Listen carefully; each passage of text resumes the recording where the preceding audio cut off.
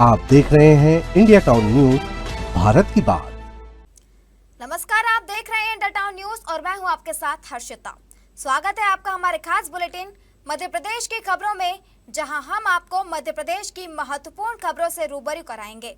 चलिए बुलेटिन की शुरुआत करते हैं। नेमावर में चैत्र अमावस्या के अवसर पर श्रद्धालुओं की सुविधा और व्यवस्थाओं को लेकर जाट धर्मशाला में बैठक का आयोजन किया गया। बैठक की अध्यक्षता अपर कलेक्टर संजीव जैन ने की। बैठक में घाटों पर आने वाले श्रद्धालुओं के लिए साफ सफाई, पेयजल, प्रकाश व्यवस्था, सुरक्षा, पार्किंग और यातायात व्यवस्था को लेकर विस्तार से चर्चा की गई। अधिकारियों ने कहा कि अमावस्या के दिन बड़ी संख्या में श्रद्धालु नर्मदा स्नान के लिए पहुंचते हैं, इसलिए सभी व्यवस्थाएं समय रहते पूरी कर ली जाए। इस दौरान खातेगांव एसडीएम प्रवीण प्रजापति, तहसीलदार, नायब तहसीलदार, नगर परिषद, पुलिस प्रशासन और अन्य संबंधित विभागों के अधिकारियों को दायित्वों का जिम्मेदारी से निर्वहन करने के निर्देश दिए गए। साथ ही घाटों पर सुरक्षा के पुख्ता इंतजाम करने और श्रद्धालुओं को किसी भी प्रकार की असुविधा न हो, इसका विशेष ध्यान रखने की बात कही गई। देखिए, नेमावर तो तीर्थों का तीर्थ है, मां नर्मदा विराजमान है और साल भर पर्व चलते रहते हैं। अभी 18 तारीख को भुतरी अमावस्या पड़ रही है। साल में 2 बार ये अमावस्या आती है, चैत्र नवरात्रे में और कमार नवरात्रे में, कार्तिक नवरात्रे में। तो उससे पहले ये जो अमावस्या आती है, यहाँ पर हजारों श्रद्धालु आते हैं, तो उन्हें समुचित व्यवस्थाएं मिलें, इस तरह किसी को कोई तकलीफ ना हो दर्शन करने में, यात्रा करने में, स्नान करने में। इसके लिए बैठक रखी गई है और सभी विभागों को दायित्व सौंपे गए हैं कि वे अपने अपने दायित्वों का निर्वहन करें और लोगों को बेहतर से बेहतर सुविधा प्रदान करें। केंद्रीय मंत्री ज्योतिरादित्य सिंधिया ने विश्व भर में मिडिल ईस्ट के कारण हो रही क्राइसिस और उस पर कांग्रेस की राजनीति पर तंज कसा है। उनका कहना है कि कांग्रेस अकेली है जो क्रिटिसिज्म पर उतरी है।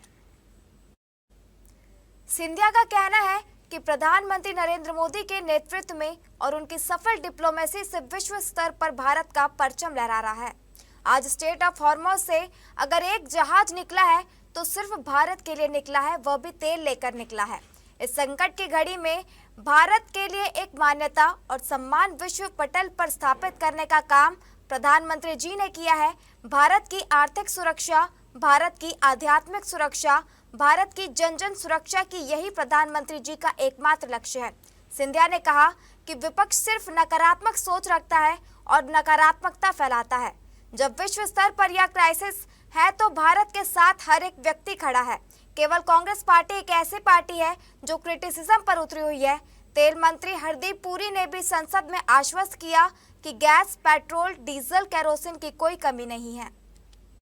आज मैं बहुत बधाई देना चाहता हूं कैट को, confederation of all India traders, कि इतना ज़बरदस्त क्रिकेट की प्रतियोगिता कैट के हमारे व्यापारियों के द्वारा आयोजित किया जा रहा है।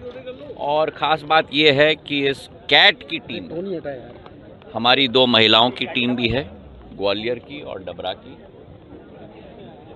क्रिकेट और खेलकूद के क्षेत्र में बढ़ावा आए, जन जन केवल दर्शक ग्रह से न देखें, लेकिन ज़मीन पर उतरकर अपना हुनर भी दिखाने की कोशिश करें। और सबसे ज़्यादा महत्वपूर्ण, इस क्रिकेट के खेल के द्वारा अपने आप को स्वस्थ भी रखें। तो मैं बधाई देना चाहता हूं सभी को और शुभकामनाएं देना चाहता हूं। और ये एक ऐतिहासिक ग्राउंड है जहां कई छक्के लगे हैं, कई चौके लगे हैं, कई रिकॉर्ड्स टूटे हुए हैं। सचिन तेंदुलकर जी ने द्वितीय शतक यहां लगाया है और इस ग्राउंड को नमन करते हुए इस खेल की शुरुआत होने जा रही है। बड़वानी कलेक्टर जयती सिंह ने जिले में गैस सिलेंडर की कालाबाजारी और अनियमित आपूर्ति को लेकर सख्त रुख अपनाया है। उन्होंने घरेलू एलपीजी गैस वितरकों के साथ बैठक कर आवश्यक निर्देश दिए। उन्होंने उपभोक्ताओं को तय मूल्य पर गैस उपलब्ध कराने पर जोर दिया। दरअसल युद्ध के कारण प्रदेश में कमर्शियल गैस की आपूर्ति प्रभावित हुई है, जिससे रेस्टोरेंट संचालक परेशान हैं। वहीं आम उपभोक्ता भी घरेलू गैस की उपलब्धता को लेकर चिंतित है। जिले में गैस की कालाबाजारी और अधिक दाम पर बिक्री की अफवाहें भी फैल रही है। हालांकि अभी तक कोई मामला सामने नहीं आया है। कलेक्टर जयती सिंह ने वितरकों को स्पष्ट निर्देश दिए हैं कि कहीं भी गैस की कमी न होने दी जाए और उपभोक्ताओं को तय कीमत पर ही सिलेंडर मिले। उन्होंने चेतावनी दी कि काला बाजारी या अधिक मूल्य पर गैस बेचने की शिकायत मिलने पर संबंधित एजेंसी के खिलाफ कड़ी कार्रवाई की जाएगी। कलेक्टर ने सभी वितरकों को एलपीजी के भंडारण और वितरण से संबंधित पंजी नियमित रूप से संधारित करने तथा विभागीय अधिकारियों को उपलब्ध कराने के निर्देश दिए। साथ ही कमर्शियल एलपीजी के पर्याप्त उपलब्धता सुनिश्चित करने के लिए आपसी समन्वय बनाए रखने को भी कहा। इधर जिला मुख्यालय के कई होटल, ढाबों और स्ट्रीट फूड स्टॉलों में कमर्शियल की जगह घरेलू सिलेंडर के उपयोग की शिकायतें भी मिल रही है। जी, अभी हम लोगों ने समीक्षा बैठक आयोजित की थी, जिसमें हमारे सभी पेट्रोल पंप ऑपरेटर्स, हमारे गैस सिलेंडर्स के डिस्ट्रीब्यूटर इत्यादि, उनके सेल्स ऑफिसर, सभी को शामिल करा गया था। इसमें जो वर्तमान की स्थिति है, प्रदेश में पेट्रोल, डीजल, फ्यूल की किसी भी प्रकार से सप्लाई में कोई भी दिक्कत नहीं है। इसी मान से हमारे जितने भी पेट्रोल पंप ऑपरेट कर रहे हैं, उनको भी सप्लाई में कोई दिक्कत नहीं है और आसानी से जो नागरिक हैं हमारे, वो इनको प्राप्त कर रहे हैं। इसी प्रकार से जो हमारी एलएनजी का सप्लाई है, उसके लिए आज बात हुई है। हमारे ज़िले में और इवन प्रदेश के स्तर पे जो हमारी आवश्यकता है, उसके मान से पर्याप्त स्टॉक उपलब्ध है और सभी नागरिक जो हैं वो ऑनलाइन माध्यम से बुकिंग करके 2.5 दिन के पीरियड में जो उनकी आवश्यकता है उसको प्राप्त कर रहे हैं। मध्य प्रदेश के धार जिले सरदारपुर तहसील के राजस्व मंडल में भानगढ़ हल्का नंबर की पटवारी भारती राजपूत को लोकायुक्त की टीम ने एक किसान से 5,000 रुपए की रिश्वत लेते रंगे हाथ पकड़ा है। पटवारी के खिलाफ भ्रष्टाचार निवारण अधिनियम के तहत मामला दर्ज कर कार्रवाई की जा रही है। लोकायुक्त महानिदेशक योगेश देशमुख इंदौर से रिश्वत मांगने की शिकायत कुमारिया खेड़ी निवासी किसान लक्ष्मण कुमावत निवासी ने की थी। शिकायत पर लोकायुक्त की इंदौर टीम ने कार्रवाई करते हुए पटवारी भारती राजपूत द्वारा 5,000 रुपए की रिश्वत लेते गिरफ्तार किया गया। मामले पर सरदारपुर सर्किट हाउस में कार्रवाई जारी है। अब वक्त हो चुका एक छोटे से ब्रेक का। आप बने रहिए इंटर टाउन न्यूज के साथ। कभी कभी चेहरे का छुपा दर्द दुनिया नहीं देख पाती है। दाग, मुहासे, झाइयाँ सब आपके आत्मविश्वास को कम कर देता है, पर अब नहीं, क्योंकि Rukhsana glow and fair face pack जो दे आपकी स्किन को वो प्यार जो सिर्फ प्रकृति दे सकती है। हर लेयर को साफ करे, हर दाग को करे हल्का और आपकी मुस्कान फिर से लौटाए। Because you deserve to glow naturally. Rukhsana herbal beauty product Amazon, Meesho और फ्लिपकार्ट में भी उपलब्ध।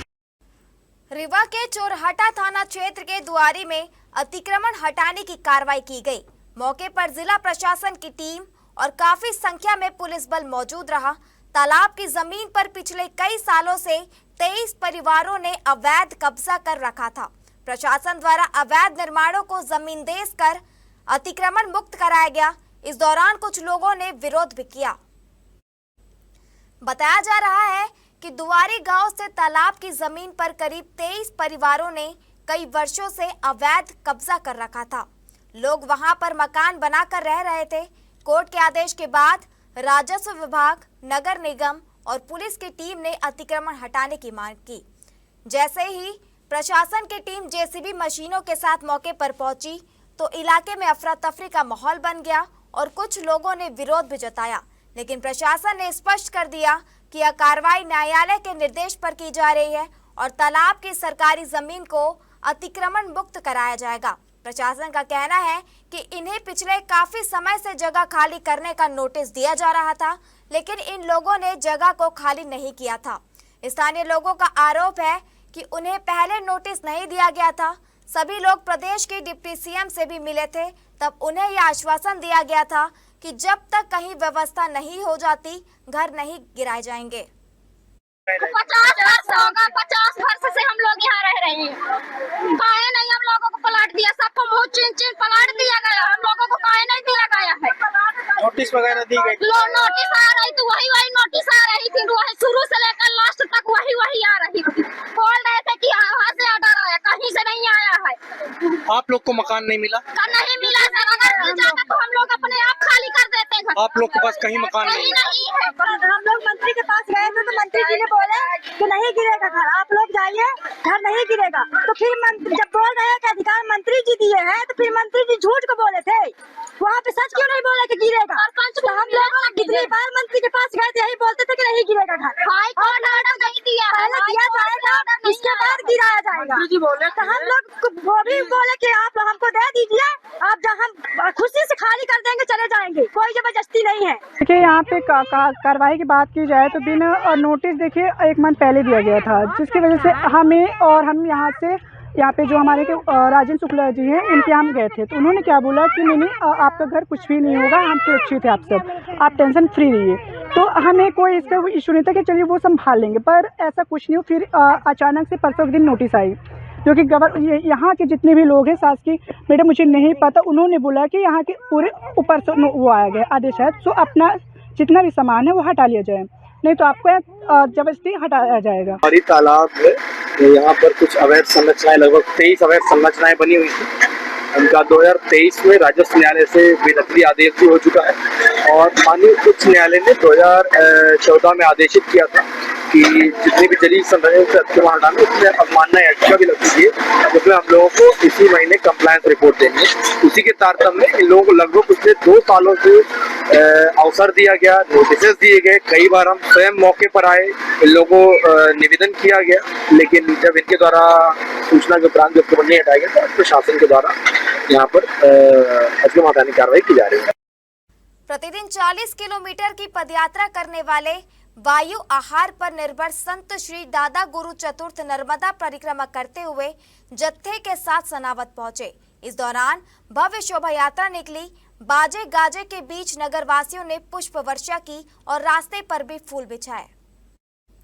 दादा गुरु की शोभा यात्रा गणेश मंदिर से प्रारंभ होकर प्रमुख मार्गों से होते हुए सोलंकी कॉलोनी स्थित राजेंद्र सिंह सोलंकी के निवास पर पहुंची, जहां दादा गुरु का आशीर्वचन भक्तों को मिला। वहां पर परिक्रमा वासियों के लिए भोज का भी आयोजन हुआ। दादा गुरु के साथ रहे परिक्रमा यात्री आचार्य रविकांत शास्त्री ने कहा कि यह हमारा सौभाग्य है कि हमने दादा गुरु का सानिध्य पाकर यह चौथी यात्रा पूर्ण की। प्रथम बार नर्मदा परिक्रमा में यात्रा में शामिल राम सिंह सोलंकी ने भी अपने अनुभव सुनाए। मां नर्मदा की परिक्रमा के लिए जब दादाजी ने आदेशित किया तब ऐसा प्रतीत हो रहा था कि कैसे हो पाएगी, लेकिन जब चलना शुरू किया तो पता ही नहीं चला कब 4 महीने निकल गए। उसके बाद दादाजी की वाणी से जो ओज और जो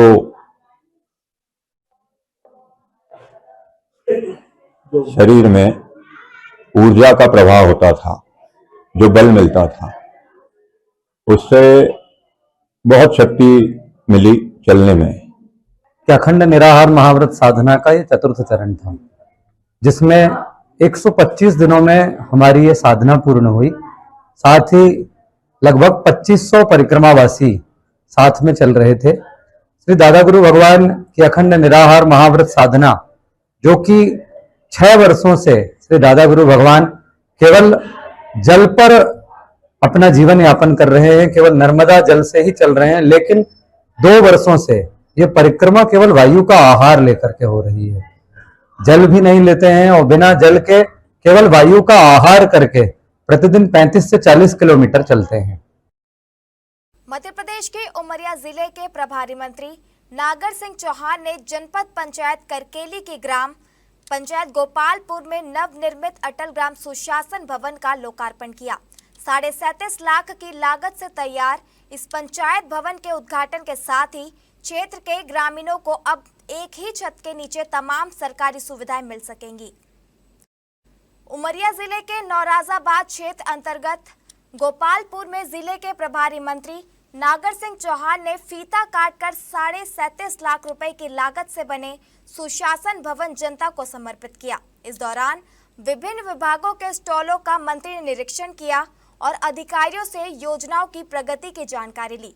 कलेक्टर धर्मेंद्र कुमार जैन ने जानकारी दी कि जिले भर से आए 33,000 आवेदनों में से लगभग 28,000 का निराकरण किया जा चुका है। वहीं बांध व गढ़ विधायक शिवनारायण सिंह ने कहा कि सरकार और प्रशासन का लक्ष्य अंतिम पंक्ति के व्यक्ति तक लाभ पहुंचाना है। प्रभारी मंत्री चौहान ने केंद्र और राज्य सरकार की उपलब्धियां गिनाई। उन्होंने कहा कि सरकार निःशुल्क राशन से लेकर प्रधानमंत्री आवास योजना तक हर पात्र हितग्राही को सशक्त बना रही है। कार्यक्रम के अंत में हितग्राहियों को प्रमाण पत्र बांटे गए और जल संरक्षण का संदेश देते हुए बोरी बंधान का कार्य भी किया गया। आज उमरिया जिले के करकली विकासखंड के गोपालपुरा गांव में मध्य प्रदेश की सरकार के द्वारा पूरे मध्य प्रदेश में जो पंचायत भवन विहीन है उनको लेकर पिछले 25 दिसंबर अटल जी के पुण्यतिथि के अवसर पर देश के प्रधानमंत्री जी के हाथों करीब मध्य प्रदेश में 1000 अटल भवन स्वीकृत करे थे। और आज मुझे कहते हुए बहुत प्रसन्नता है कि आज गोपालपुरा में, उमरिया जिले के गोपालपुरा के अटल भवन का उद्घाटन करने का अवसर मिला है। दूसरा, यहाँ पर संकल्प से समाधान शिविर का आयोजन भी किया गया है। और अभी जैसा हमारे कलेक्टर साहब ने कहा कि यहाँ करीब 33,000 आवेदन उमरिया जिले से आए हैं और उसमें करीब 28,000 के लगभग आवेदनों का निराकरण हुआ है। रतलाम जिले की जावरा शहर थाना पुलिस को वाहन चोरी के मामले में बड़ी सफलता मिली है। पुलिस ने चोरी की गई कार और इलेक्ट्रॉनिक सामान के साथ एक आरोपी को गिरफ्तार किया है। जब्त सामान की कुल कीमत 5,40,000 रुपए बताई गई है। पुलिस के अनुसार तिलक नगर निवासी महेंद्र चावला की इको कार और उसमें रखे इलेक्ट्रॉनिक सामान को अज्ञात चोरी कर ले गए। मामले में अपराध दर्ज कर जांच शुरू की गई। पुलिस अधीक्षक अमित कुमार के निर्देशन में जावरा शहर थाना पुलिस ने करीब 500 सीसीटीवी फुटेज और तकनीकी साक्ष्यों की मदद से आरोपी सैयद ओसफ अली निवासी कोटा राजस्थान को ट्रेस कर गिरफ्तार किया। आरोपी ने चोरी की कार पर पहचान छिपाने के लिए गलत नंबर प्लेट लगा दी थी। आरोपी की निशानदेही पर कार के साथ 18 इंडक्शन चूल्हे, 5 वाटर हीटर, 2 मिक्सर, एक सीलिंग फैन सहित अन्य सामान बरामद किए गए। आरोपी के खिलाफ कोटा जिले में वाहन चोरी के 7 मामले पहले से दर्ज हैं। फिलहाल पुलिस आरोपी से पूछताछ कर अन्य वारदातों के बारे में जानकारी जुटा रही है। मामला ये 19 और 20 फरवरी की मध्य रात में जावरा शहर से श्री महेंद्र चावला जी की एक इको कार चोरी होने से संबंधित है। तो घटना की जानकारी चूंकि फरियादी द्वारा थोड़ी देरी से दी गई थी, इसलिए इसकी रिकवरी में हमको थोड़ा समय लगा। माननीय पुलिस अधीक्षक महोदय श्री अमित कुमार जी के मार्गदर्शन में, अतिरिक्त पुलिस अधीक्षक श्री विवेक लाल साहब के निर्देशन में एक टीम का गठन हुआ। टीम को इलेक्ट्रॉनिक सर्विलेंस के आधार पे इसको ट्रैक किया गया। कई शहरों में, 3 राज्यों के शहरों में हमारी टीम ने जाकर करीब 500 सीसीटीवी कैमरे खंगाले। मुलजिम जो है वो हमको जानकारी में आ गया था। बीच में होली और रंगपंचमी की जो ड्यूटियाँ थी वो भी आवश्यक थी। उसके बाद पुनः पार्टी को रवाना किया गया और इलेक्ट्रॉनिक सर्विलेंस के आधार पे आरोपी को हमने पकड़ा और घटना में जो चोरी गई इको कार है उसको भी बरामद कर लिया गया है। हमारे खास बुलेटिन खबरें मध्य प्रदेश की में फिलहाल इतना ही। आप बने रहिए इंडिया टाउन न्यूज के साथ। नमस्कार। आप देख रहे हैं इंडिया टाउन न्यूज, भारत की बात।